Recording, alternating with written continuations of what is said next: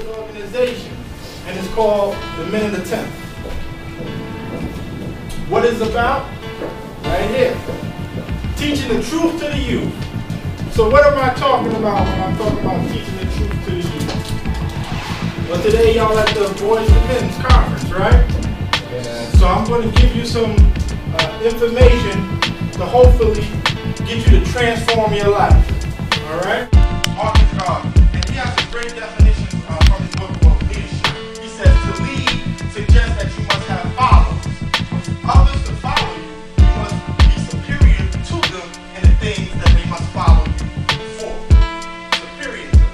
Nonviolent resistance. That's what he's known and famous for, right? How he got that idea? Through a book. Read it.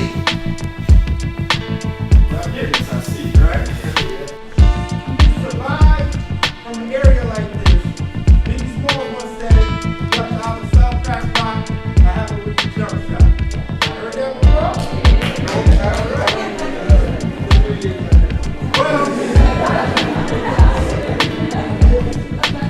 Well, for me, that statement is partially true. If it wasn't for my jump shot, I probably never would have went to college.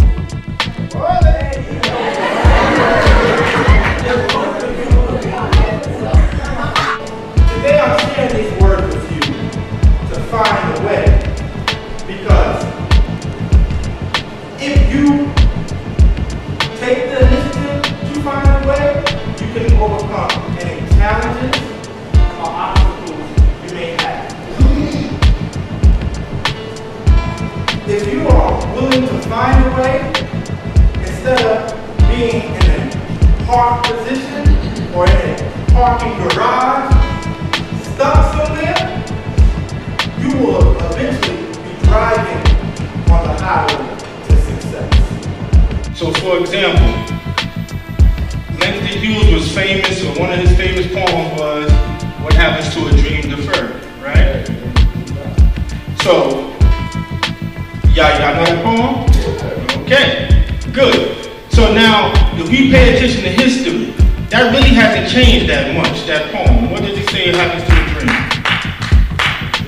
Dreams go. He asks a question. A bird can fly, you know, it's so metaphorical. He asks, does it explode? Really, that's the last question he asks on the end. He says, what happens to the dream, does it explode? But I connect dreams to explode. Then what Martin Luther King was famous for. Really, most everybody knows. I have a dream, right? Then we go into Biggie. What does Biggie say? It was all a dream, right? Then Jay-Z said in his song, he had a dream, right?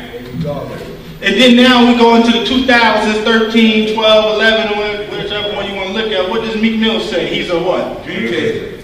Dream chaser. So we always got to connect our history. You see what I'm saying? That message is always there, but a lot of times we just overlook it.